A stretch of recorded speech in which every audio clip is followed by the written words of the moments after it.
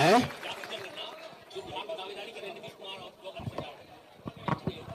बोलिए बोलिए, माइक में लेके बोलिए।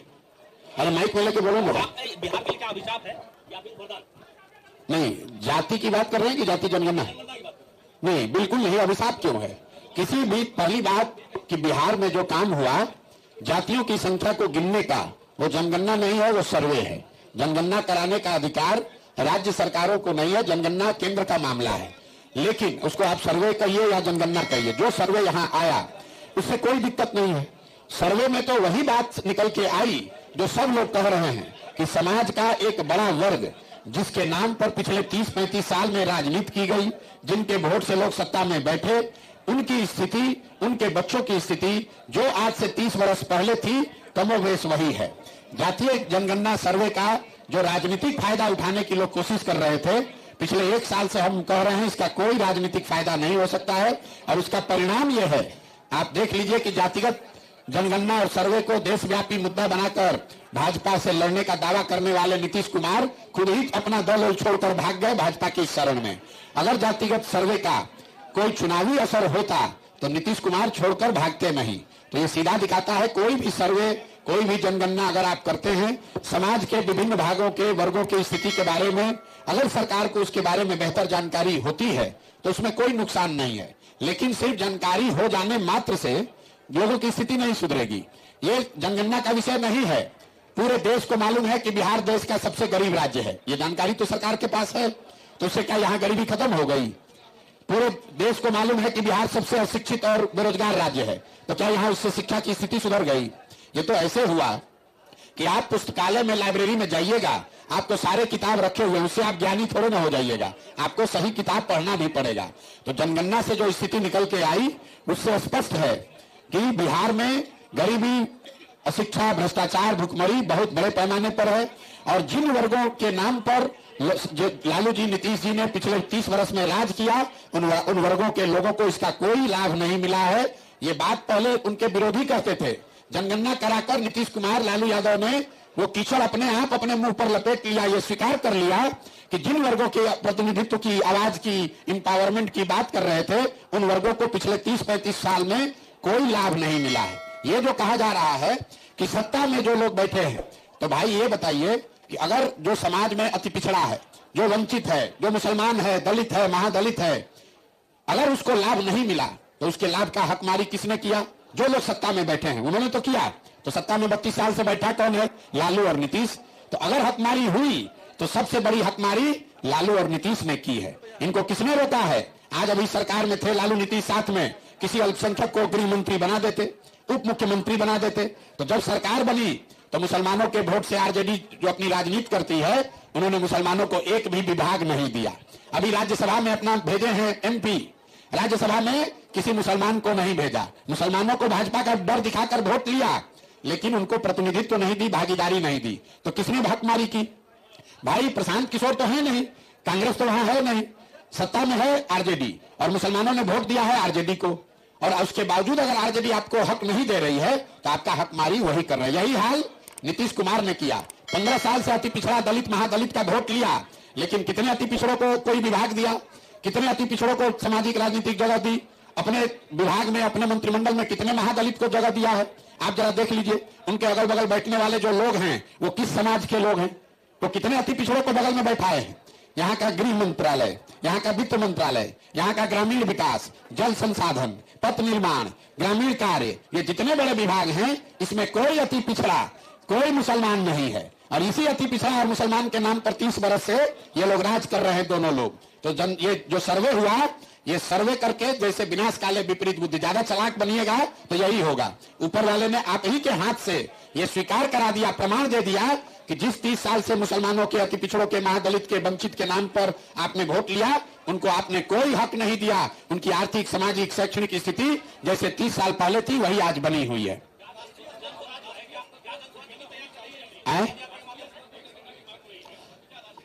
बिल्कुल होनी चाहिए। मैं पहले भी कह चुका हूं, जनगणना राष्ट्रीय स्तर पर होनी चाहिए। उसमें जनगणना के दौरान जो जानकारी निकल के आए उस पर ईमानदारी से उसकी स्थिति में सुधार के लिए प्रयास भी होना चाहिए। अब आप स्थिति देखिए, राहुल गांधी आज इस देश में कह रहे हैं कि जाति के आधार पर जनगणना होना चाहिए। उनसे कोई ये नहीं पूछ रहा है कि जब पिछला जनगणना हुआ तब कांग्रेस की यूपीए की सरकार थी, उसमें जाति के आधार पर जनगणना कराया गया। कांग्रेस की यूपीए की सरकार ने उस रिपोर्ट को रिलीज नहीं किया। आपको किसने रोका था रिलीज करने के लिए? आज समाज को बांटने के लिए हल्ला मचा रहे हैं। अरे जातिगत जनगणना तो पहले हो चुका है, उसको रिलीज तो कीजिए। न कांग्रेस ने किया न भाजपा ने किया। ये आपको हमको बेवकूफ बनाने के लिए, मुद्दा बनाने के लिए, समाज में बांटने के लिए लोग कह रहे हैं। 10 बरस यूपीए की सरकार थी, जनगणना हुआ है, उस जनगणना के रिपोर्ट को जारी कर दीजिए। कांग्रेस ने नहीं किया। 10 बरस से भाजपा सरकार में है, उन्होंने भी उस रिपोर्ट को जारी नहीं किया। तो किसने रोका है भाई रिपोर्ट जारी? आगे होगा नहीं होगा आप ये सवाल पूछ रहे हैं। जो जनगणना पहले हो गया है उसका आंकड़ा पहले जारी कर दो। कर्नाटक में जातीय जनगणना करा लो, तेलंगाना में जातीय जनगणना करा लो, तब ना लोगों का विश्वास बनेगा। तो कर्नाटक में आपकी सरकार है, आप वहां जातीय जनगणना नहीं करा रहे हैं और बिहार में आकर लोगों को अगला पिछड़ा करके बांट रहे हैं। कर्नाटक में कांग्रेस ने वादा किया कि महिलाओं को 3000 रुपया मिलेगा पैसा हर महीना, और बिहार में उनकी अभी सरकार थी, यहाँ पर वृद्धावस्था पेंशन 400 रुपया मिल रहा है। तो आप बताइए, राहुल गांधी अभी इसी इलाके से गए हैं, आप लोगों ने ये पूछा कि आप गरीब की बात कर रहे हैं, तो कर्नाटक का गरीब गरीब है, कर्नाटक की महिला महिला है, कर्नाटक का बेरोजगार बेरोजगार है, और बिहार का बेरोजगार बेरोजगार नहीं है। बिहार का बेरोजगार बेरोजगार नहीं है। अगर कांग्रेस की सरकार बेरोजगारी भत्ता कर्नाटक में दे रही है, अभी आप तेलंगाना में दे रहे हैं, तो बिहार में आपकी सरकार थी, आपने बिहार में क्यों नहीं दिया? ये अगर मध्य प्रदेश में भाजपा वालों ने लाडली स्कीम शुरू किया है, अगर वहां के महिलाओं को 1500 रुपया महीना मिल रहा है, तो भाजपा अभी बिहार में सरकार में है, यहाँ पर क्यों नहीं 1500 रुपया देता है महिलाओं को? हम लोग तो मध्य प्रदेश से ज्यादा गरीब हैं, क्यों नहीं दे रहे हैं? इसलिए नहीं दे रहे हैं कि नेताओं ने बिहार की जनता को मूर्ख समझ रखा है कि जाति के नाम पर, 4 किलो अनाज के नाम पर वोट लेते रहो, बिहार की चिंता करने की कोई जरूरत नहीं है। एक मिनट रुक जाइए। आज मोदी जी आए हैं चंपारण में, और अभी हम पहले से बता दे रहे हैं, अभी पूरा देश में घूम के अभी मेट्रो आज कलकत्ता में उद्घाटन किए हैं। 2 दिन के बाद जा रहे हैं सेमीकंडक्टर फैक्ट्री का उद्घाटन करने गुजरात में। पूरे जगह योजना का उद्घाटन हो रहा है। बिहार में एक भी घोषणा नहीं करेंगे। बिहार में लोगों को बेवकूफ बनाने के लिए ये जो नेशनल हाईवे पास हो रहा है, इसी को कह देता है कि 10,000 करोड़ का योजना है। अरे भैया, आपको बंगाल को कनेक्ट करना है, असम को कनेक्ट करना है, तो बिहार के होके ही तो रास्ता जाएगा। मोदी जी अगर आज आ रहे हैं, ये बता दें कि बिहार में चीनी मिल कब चालू होगा। 2014 में मोदी जी ने कहा था कि जब मोतिहारी में जो चीनी मिल है, इससे बनी चीनी का चाय पिएंगे तब बिहार में वोट मांगने आएंगे। आज मोदी जी आए हैं 10वीं बार, उसके बाद आए होंगे वोट मांगने। चीनी मिल कब बिहार में चालू होगा बताओ? गुजरात में बनेगा सेमीकंडक्टर का फैक्ट्री, कर्नाटक में बनेगा उद्योग लगेगा। अब बिहार का आदमी जाकर कर्नाटक में गुजरात में मजदूरी करेगा, यही ये नेता चाहते हैं। एक सवाल है, आप चुनावी रणनीतिकार रहे हैं, कई बड़ी पार्टियों को आपने जिताया भी है, आखिर जन स्वराज की स्थापना है, क्या विजन है आपको कि लोग आपको वोट करें? ऐसा क्या किया है आपने कि आने वाले समय में लोग आपको वोट करें, आप पे विश्वास करें? किसी ने यहाँ सुना कि हमने जन स्वराज पार्टी बनाया है और आपसे वोट मांगे हैं? आपकी तैयारी क्या है? सुन तो लो मेरे भाई, आप पत्रकार हो, पहले से घर से तैयारी करके आए हो, यहाँ कुछ सुने नहीं। हमने यहाँ बोला, सब पत्रकारों ने सुना है कि हम लोग ये नहीं कह रहे हैं कि किसको वोट देना है, हम ये कह रहे हैं कि वोट जिसको दो अपने बच्चों के लिए दो, और वोट मुफ्त में मत दो। हम जब वोट आपसे मांग ही नहीं रहे हैं, आप कह रहे हैं कि आप पर भरोसा क्यों करने वाले समय आपकी रणनीति क्या रहेगी? आखिर लोकसभा चुनाव विधानसभा चुनाव के लिए तैयारी कर रहे हैं। मेरी रणनीति आपको, अगर आपको शंकर जी का त्रिनेत्र के से दिख रहा है, हमको तो नहीं दिख रहा है। हमको ये दिख रहा है कि हमको पदयात्रा पूरी करनी है, हमें ये दिख रहा है कि हमको बिहार के जनता को जागृत करना है, हमें ये दिख रहा है कि बिहार के गांव-गांव से ऐसे लोगों को इकट्ठा करना है जो बिहार में नया दल बनाना चाहता है। जब दल बन जाएगा तो उसके आगे की रणनीति भी आपको दिखाएंगे और आपको बताएंगे भी बुलाकर की रणनीति क्या है। आप हमसे ज्यादा घबराए हुए आप क्यों हैं?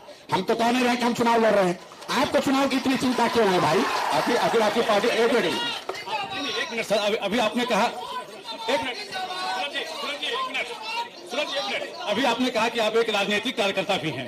एक राजनीतिक कार्यकर्ता के नाते किस पार्टी को आप चाहेंगे कि सबसे बेहतर या सपोर्ट करना चाहेंगे लोकसभा चुनाव इसको लेकर के? आपने कहा किस पार्टी को सपोर्ट करना चाहे, यही कह रहे हैं ना? लोकसभा चुनाव सुन तो लो मेरी बात। लोकसभा चुनाव में इसी देश के संविधान में वोटिंग जो है वो सीक्रेट है। क्यों सीक्रेट है? संविधान बनाने वालों ने कह दिया होता कि हर आदमी को पत्रकारों के सामने खड़ा होकर अपना वोट देना है। जैसे नागरिक होने के नाते आपको वोट देने का अधिकार है, वैसे हमको भी अधिकार है, हम जिसको अच्छा समझेंगे उसको वोट देंगे। लेकिन जन स्वराज इत्मीनान से रहो। काहे अभी इतना उतावला हो रहे? मकसद आप 3 गो बोले सुनाई नहीं पड़ा? पहला मकसद है जन जागृति, दूसरा मकसद है दल बनाना और तीसरा मकसद है बिहार के विकास के लिए योजना बनाना। ये तीनों काम होगा तब उसके बाद आपसे बात करेंगे। 18 और करेंगे नहीं, 18 महीना से कर रहे हैं। जितने 75 साल में किसी ने मेहनत न की हो, 18 महीना से अपना घर परिवार छोड़कर गांव-गांव घूम रहे हैं। इसके बावजूद आप कह रहे हैं कि आप ऐसे घूम रहे हैं, तो आपकी समझ ज्यादा है, हमारी कम है। मेरा 2 सवाल था। पहला कि आधा बिहार आप घूम चुके हैं जी, तो क्या आपको जो जिस उद्देश्य से आप चल रहे हैं तो कुछ उसका आउटकम दिख रहा है? एक पहला सवाल मेरा ये। आउटकम, अगर आपको आउटकम आप क्या चाहते हैं? हमारे जो 3 उद्देश्य हैं, उद्देश्य जो है आपका, मुझे ऐसा लग रहा है कि गांव-गांव में जहां पर भी हम लोग गए, लोग इस बात को मान रहे हैं। मान नहीं रहे तो हजारों की संख्या में जुड़ कौन रहा है? अभी हम यहाँ आए हैं, यहाँ कौन जुड़ा है? हम यहाँ कोई सांसद तो है नहीं, विधायक है नहीं, कुछ रेबड़ी बांटे नहीं, गाड़ी बस भेजे नहीं, लोग क्यों आ रहे हैं? गांव-गांव में लोग समझ रहे हैं कि नहीं, अगर बिहार में सुधार करना है तो जब तक लोग यहाँ अपने आप में सुधार नहीं करेंगे तब तक सिर्फ दलों को बनाकर वोट देने, जिताने, हराने से बिहार में सुधार नहीं होगा। दूसरी बात आपने कहा, दूसरा जो उद्देश्य है दल बनाने का, तो जब पदयात्रा शुरू की थी तो मेरा लक्ष्य था कि हर प्रखंड से 20 लोगों को निकाला जाएगा जो नया दल बनाना चाहते हैं। थोड़ा शांति रखिए भाई, बातचीत हो रही है। पदयात्रा का लक्ष्य था हर प्रखंड से 20 लोगों को चुनकर निकालना जो नया दल बनाना चाहता है। आज जहां पदयात्रा हो गई है वहां पर 2000 से 2500 लोग ऐसे हैं जो नया दल बनाने के लिए इसमें जुड़ रहे हैं। आप देख रहे हैं कटिहार में आपके यहाँ मैं आया हूं, अभी हम यहाँ पदयात्रा किए नहीं है और अभी हजारों की संख्या में लोग जन सुराज से जुड़े हुए हैं। तीसरा, आपने कहा कि जो आपको क्या दिख रहा है? हर गांव में जहां हम लोग जाते हैं लोग अपनी समस्या बता रहे हैं, लिखवा रहे हैं, ये समझा रहे हैं कि क्या करने से दशा सुधरेगी। तो मैं पदयात्रा और मेरे प्रयास को इन्हीं 3 बिंदुओं पर जांचता हूं। इसके आगे चुनाव में क्या होगा, कौन सा चुनाव लड़ा जाएगा, जब दल बनेगा चुनाव लड़ेंगे तब उस समय उसको नाप लेंगे। अभी तो इन 3 उद्देश्यों से जो पदयात्रा कर रहे हैं उस पर दिख रहा है कि जनता में इसको लेकर उत्सुकता या बेहतर समझ बन रही है। दूसरी बात हम कहना चाह रहे थे कि आप तो चूंकि पॉलिटिकल एनालिसिस करते हैं, राजनीतिक रणनीति कर रहे हैं, तो अभी जो सुप्रीम कोर्ट फैसला दिया है इलेक्टोरल बॉन्ड को लेकर के 10 मार्च तक एसबीआई को दिया है कि वो रिपोर्ट चुनाव आयोग को देंगे, लेकिन एसबीआई कल डिमांड कर रहा था कि हमको जून तक का समय चाहिए। आप क्या इसके बारे में समझ रहे हैं? जो लोग इलेक्टोरल बॉन्ड के बेनिफिशियरी हैं, इसको ध्यान से सुन लीजिए।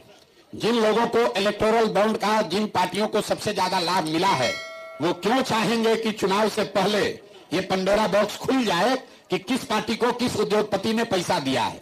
इसीलिए आप देख रहे हैं कि एसबीआई जाकर ये कह रही है सुप्रीम कोर्ट में कि इसको जून तक का समय दिया जाए ताकि लोकसभा का चुनाव निपट जाए, जीत कर लोग आ जाएं, जिसको जीतना हारना है हो जाए, उसके बाद रिपोर्ट लिखते रहिए, बहस करते रहिए, कोई सुनने की बात। ये तो स्पष्ट है कि जून तक का समय मांगने का क्या मतलब है? भाई जितने लोगों ने बॉन्ड खरीदा है वो जानकारी कंप्यूटर में है, अगर एसबीआई चाहे तो उसको 1 मिनट में जारी कर सकती है। जी, आप ब्लेम कर रहे हैं कि नीतीश कुमार, प्रधानमंत्री मोदी को बनाने वाले भी आप ही हैं, आप चुनावी रणनीतिकार रहे हैं और कांग्रेस से आपकी बात नहीं बनी, उसके बाद जो है आप पदयात्रा पर निकले हैं। तो जब आप आज ब्लेम कर रहे हैं, उनको बनाने वाले भी आप हैं। ठीक, पहली बात तो आप हमको जरूरत से ज्यादा महत्व दे रहे हैं। अगर हमारे ही हाथ में है कि हम किसको प्रधानमंत्री देश चुनेगा तो हम यहाँ गांव में क्यों बैठे होते? जिसको चाहते उसको प्रधानमंत्री बनवा देते। तो ये भ्रम मत पालिए जी। दूसरी बात, आपने ये कहा, ये आपका कहना जायज हो सकता है कि जिन लोगों का आपने पहले साथ दिया आज उनका विरोध क्यों कर रहे हैं। वो सही सवाल है। वो इसलिए दे रहे हैं कि 2014-15 के नीतीश कुमार जिनकी हमने मदद की और आज के नीतीश कुमार जिनका हम विरोध कर रहे हैं, इन दोनों में जमीन आसमान का फर्क है। 2014-15 में जिस नीतीश कुमार की हमने मदद की थी वो नीतीश कुमार की छवि बिहार में सुशासन बाबू की थी, एक ऐसे प्रशासक की थी जो बिहार में सुधार लाने की प्रक्रिया में कुछ प्रयास कर रहा है। आज नीतीश कुमार जिनका मैं विरोध कर रहा हूं वो उस नीतीश कुमार का विरोध कर रहा हूं जिसकी छवि कुर्सी कुमान की है, पलटू राम की है, जो सिर्फ और सिर्फ अपने कुर्सी पर बने रहना चाहता है, जिसको बिहार के विकास से कोई लेना देना नहीं है। 2014-15 में जिस नीतीश कुमार की हमने मदद की वो नीतीश कुमार थे जो चुनाव हारे नहीं थे। 14 में नीतीश कुमार के दल को लोकसभा में झटका लगा था, खुद वो चुनाव नहीं हारे थे, लेकिन राजनीतिक मर्यादा के हिसाब से उन्होंने पद छोड़कर मांझी जी को मुख्यमंत्री बना दिया। आज नीतीश कुमार जिनका मैं विरोध कर रहा हूं ये वो नीतीश कुमार है जो 2020 में चुनाव हार गए हैं, लेकिन 243 के विधानसभा में इनके 42 विधायक हैं, लेकिन कभी कमल को पकड़कर, कभी लालटेन पर लटककर ये आदमी कुर्सी पर बैठा हुआ है। तीसरा, जिस नीतीश कुमार का हमने समर्थन किया था वो नीतीश कुमार थे जब रेल मंत्री रहते हुए वाजपेयी जी प्रधानमंत्री थे, नीतीश बाबू रेल मंत्री थे। जब गैसल में रेल दुर्घटना हुई, पश्चिम बंगाल गैसल में, 285 लोगों की मृत्यु हुई, तो नीतीश कुमार ने अपने पद से इस्तीफा दे दिया था। उस नीतीश कुमार की हमने मदद की थी। आज जिस नीतीश कुमार का विरोध कर रहे हैं, ये वो नीतीश कुमार है कि कोरोना के दौरान हजारों बिहार के बच्चे रोड पर मारे मारे फिर रहे थे, हजारों लोग अपने परिजनों की दुखद उनकी मृत्यु हो गई और ये आदमी अपने घर से बाहर नहीं निकला। ये जिस नीतीश कुमार का विरोध कर रहे हैं कि हर पंचायत गांव में अवैध शराब से लोगों की मृत्यु हो रही है और ये आदमी पॉकेट में हाथ डालकर हंसकर कह रहा है कि जो पिएगा वो मरेगा। तो नीतीश कुमार का विरोध इसलिए कर रहे हैं कि नीतीश कुमार 14-15 के और 21-22 के नीतीश कुमार, उन दोनों में जमीन आसमान का फर्क है, प्रशासक के तौर पर, राजनेता के तौर पर और मानवता के तौर पर। लेकिन इससे बड़ी बात, सबको जिनको मदद किया उनका विरोध अगर किसी का कर रहे हैं, क्यों कर रहे हैं? इसलिए कर रहे हैं कि लोकतंत्र में वोट और भरोसा 5 वर्ष के लिए है। संविधान में यह नियम बना है कि आप 5 वर्ष पर चुनाव होगा। ऐसा क्यों है? 10 वर्ष पर चुनाव होता तो क्या बिगड़ जाता? 5 वर्ष का यह नियम इसलिए है कि जिस नेता पर, दल पर, विचारधारा पर भी आपका भरोसा है, उसके साथ आप खड़े होइए, उसको वोट दीजिए, उसको मदद कीजिए। लेकिन वो वोट भरोसा 5 वर्ष के लिए है, जीवन भर का बंधुआ मजदूरी नहीं है। एक बार आपने मोदी जी को वोट दे दिया, मोदी जी काम करे चाहे न करे, जीवन भर उन्हीं को वोट देते रहेंगे। और अगर उन्होंने वोट में काम नहीं किया तो संविधान ये आपको बताता है कि नागरिक होने के नाते आपकी ये जिम्मेवारी है कि जिसकी मदद आपने की, जिसको आपने वोट दिया, अगर वो नेता और दल आपके आशा के अनुरूप काम नहीं किया तो जितनी मजबूती से आपने उसका साथ दिया है, उससे ज्यादा मजबूती से उसका विरोध भी होना चाहिए। अगर आप विरोध नहीं करोगे और आपके अगर हिसाब से चले तब तो देश में लोकतंत्र खत्म कर दीजिए। एक बार लालू जी को वोट दे दिए तो फिर लालू जी का विरोध नहीं कर सकते हैं। एक बार आप नीतीश जी का साथ दे दिए तो नीतीश जी का विरोध नहीं कर सकते हैं। एक बार मोदी जी को वोट दे दिए तब जीवन भर मोदी जी को वोट देने की जरूरत देते रहिए। ऐसा लोकतंत्र में नहीं हो सकता है। लोकतंत्र में 5 वर्ष का मूल्यांकन का समय है। हर नागरिक को, सिर्फ प्रशांत किशोर को नहीं, यह आपको अधिकार है कि आप जिसको वोट देना है दीजिए। जब वो आदमी काम करे तो उसको फिर से उसका कॉन्ट्रैक्ट, उसका लाइसेंस रिन्यू कीजिए वोट देके। अगर काम नहीं किया तो उसका लाइसेंस रद्द कीजिए, किसी दूसरे का चुनाव कीजिए। वाल्मीकि नगर से चुनाव लड़ेंगे, लोकसभा चुनाव। आप हमको 1 पैसा भी नहीं जानते हैं। जिन लोगों ने, पत्रकारों ने लिखा है, वो प्रशांत किशोर को 1 पैसा नहीं जानता है। हमको अगर संसद में जाना हो तो उसके लिए हमको पैदल चलने और वाल्मीकि नगर जाने की जरूरत नहीं है। देश के जिस राज्य पर आपको उंगली रखना है रख दीजिए, वहां से जीतकर राज्यसभा लोकसभा में जाकर आपको दिखा देते हैं। आपको किस चक्कर में आप लोग पड़ेंगे? हमको लोकसभा राज्यसभा में जाना होगा तो हमको वाल्मीकि नगर जाना पड़ेगा, उसके लिए हमको उसके लिए पदयात्रा करना पड़ेगा। हम दूसरे को, अभी आपको आ रहे थे कि आप प्रधानमंत्री बनाते हैं, हमको अपने लड़ने के लिए लोकसभा जाना पड़ेगा, वाल्मीकि नगर। मेरे भाई 2018 में, आपको याद नहीं है, 2018 में हमने बिहार की इस धरती से घोषणा की है कि अगले 10 वर्ष मतलब 2028 तक किसी भी लोकसभा या राज्यसभा में जाने का कोई सवाल ही नहीं पैदा होता है।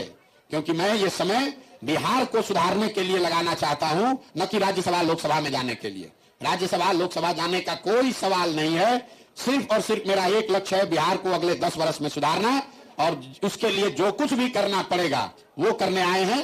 वाल्मीकि नगर में चुनाव लड़ना और रक्सौल से चुनाव जीतना, ये चिंता दूसरों को करने दीजिए, हमारी चिंता वो नहीं है। मेरे भाई, जब पदयात्रा का उद्देश्य ही यही है कि दल बनाया जाए तो दल बनाकर उसके बाद लंगर तो चलाएंगे नहीं। अगर पदयात्रा के बाद दल बनेगा तो निश्चित तौर पर उसके बाद जो चुनाव होगा वो चुनाव लड़ा जाएगा। नीतीश कुमार के बारे में हमने आज से 4-5 महीने पहले कहा था कि महागठबंधन से अगर चुनाव लड़ेंगे तो 5 भी लोकसभा उनको नहीं मिलेगा। अब आजकल वहां से डर के मारे भागे, हमारी बात सुनकर पार्टी में खलबली मची, भागे वहां से। उनको मालूम हुआ कि प्रशांत किशोर कह रहा है तो 5 को सीट तो नहीं मिलेगा। अब जहां गए हैं, अब नई भविष्यवाणी आपको उनके लिए कर दी है। नीतीश कुमार अगर एनडीए में लड़े, महागठबंधन में लड़े, अकेले लड़ जाएं, 2025 में अगर बिहार का विधानसभा का चुनाव, याद रखिए, इसको रिकॉर्ड कर लीजिए, 2025 में अगर विधानसभा का चुनाव हुआ तो नीतीश कुमार चाहे भाजपा के साथ लड़े, महागठबंधन के साथ लड़े कि अकेले लड़ जाए, उनके दल को, जदयू को 20 विधायक नहीं आएगा। अगर आएगा तो बिहार की जनता के सामने खड़ा होकर ये गलती के लिए माफी मांग लेंगे। नहीं आ सकता है। 2 बातें कही हमने, 25 में चुनाव हो और नीतीश कुमार जिस भी फॉर्मेशन में लड़ना है लड़ ले, जदयू को 20 विधायक नहीं आएगा। सर एक लोकसभा में उनका क्या है, लोकसभा तो मोदी जी लड़ रहा है, जब नीतीश कुमार को कौन पूछ रहा है? कोई लोभ ही नहीं है, न लालच है। आपने कहा कि हम ना कोई पार्टी बना रहे हैं, ना हमको सांसद का लड़ना है सांसदी। तो फिर सर लोग क्या समझे, क्योंकि आज तक जितने भी लोग आए किसी न किसी प्रकार से हम बिहारियों को ठगा ही। तो सर न आपको कोई लोभ नहीं है, न लालच है, तो फिर महात्मा गांधी बनने के रास्ते पे चले हुए हैं क्या? हम बिहार के वो लड़का है, बिहार के वो बेटा है जो ये समझता है कि बिहार में सुधार के लिए हमें, मेरे पास जो भी शक्ति बुद्धि साधन भगवान ने दिया है, मुझे वो सब दांव पर लगाने की जरूरत है। ऐसा हम इसलिए समझते हैं कि इसी मिट्टी में हमारा जन्म हुआ है। अगर हमारी हिम्मत नहीं होगी बिहार में सुधार करने की या सुधार के लिए प्रयास करने की, तो बिहार में किस बेटा की हिम्मत होगी ये प्रयास करने की, आप हमको बता दीजिए। और अगर हम नहीं करेंगे तो दूसरा कौन करेगा? ये बिहार की मिट्टी का कर्ज है, उस कर्ज को अदा करने के लिए ये काम कर रहे हैं। एमएलए एमपी बनने के लिए नहीं कर रहे हैं। फिर से आपको दोहरा देते हैं, देश में शायद ही कोई ऐसी पार्टी है, कोई राज्य है जो जिसको हम जाकर कहे कि हमको एमएलए विधायक मंत्री बना दो और हमको कोई ना कहेगा। लेकिन हमारा लक्ष्य वो नहीं है। हमारा जीवन का लक्ष्य है अगले 10 वर्ष में बिहार को देश के 10 अग्रणी राज्य में शामिल कराना, और उसके लिए जो कुछ भी करना पड़ेगा वही करेंगे। जब हम आकर यह अभियान शुरू किए तो आप में से बहुत सारे पत्रकारों ने कहा, अरे कितना दिन चलेंगे, ये तो भाग जाएंगे। 18 महीना से चल रहे हैं, आप भरोसा रखिए, यहाँ खड़ा होकर देखिए, अगर 18 साल भी लगेगा तो भी पीछे हटने वाले नहीं है। आप प्रशांत किशोर को नहीं जानते हैं, आप प्रशांत किशोर को नहीं जानते हैं। एक बार जिद करके ठान लिया तो दुनिया की कोई ताकत हमको इससे हिला नहीं सकती है। सर कोई नहीं हिला सकता। सर एक सवाल है सर, प्रशांत किशोर है कौन? यहाँ बिहार के बेटा हैं। दूसरी सवाल, पद यात्रा या पद के लिए यात्रा? मेरे भाई एक ही सवाल को जितने बार घुमाओगे, सुन लो मेरी बात। लगातार पूरे देश में कहीं ना कहीं यात्रा का दौर चला हुआ है, कभी न्याय यात्रा तो कभी जन विश्वास यात्रा, तो हर लोग कहीं ना कहीं अपने पद के लिए यात्रा कर रहे हैं। तो आपकी यात्रा को क्या समझा जाए? अब आपकी समझ पे मुझे हंसी भी आ रही है और तरस भी आ रहा है। हम 18, आपने कहा कि देश में कई यात्राएं चल रही हैं। कौन आदमी देश में 18 महीना से गांव गांव चल रहा है, उसका नाम बता दीजिए। कौन आदमी चल रहा है देश में गांव गांव जिसका कोई दल नहीं है? कौन आदमी चल रहा है यात्रा पर या जनता के पास जा रहा है जो ये कह रहा है कि हमको वोट नहीं देना भैया? मेरी बात, कौन आदमी है जो बिना सुरक्षा के, बिना सिपाही के, बिना लाफकाफ के चल रहा है? आप यहाँ खड़ा होकर कह दिए भैया सब लोग कर रहा है। यात्रा तो चल रही है देश में, उसी यात्रा के कहीं कहीं हिस्सा आप भी हैं जो कि आपने पद यात्रा लेकर चला। जब आपको समझ ही नहीं है कि सेव और नारंगी में फर्क क्या है, तो आप कह रहे हैं, आप सवाल क्या कीजिएगा? आप यहाँ लोभ है, लोभ ये है कि अपने जीवन काल में इसी बिहार को विकसित बिहार देखें, ये लोभ है। ये लोभ है कि अपने जीवन काल में ऐसा दिन देखें कि गुजरात महाराष्ट्र से लड़के आकर बिहार में काम करें, ये लोभ है। लोभ ये है कि बिहार के बच्चे बाहर जाएं तो कोई बिहारी कह के गाली ना दे, ये लोभ है। आपके जीवन में इतने समझ में आया है कि एमएलए बनना ही जीवन का लक्ष्य है आपका। सर मेरा सवाल है, कौन?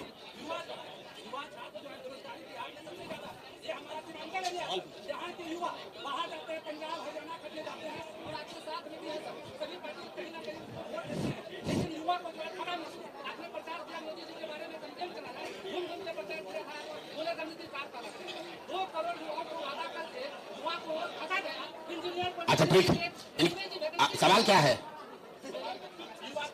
अच्छा सुन लो। अच्छा मेरे भाई, आप बिहार में पत्रकारिता करते हैं, युवा बहुत परेशान है।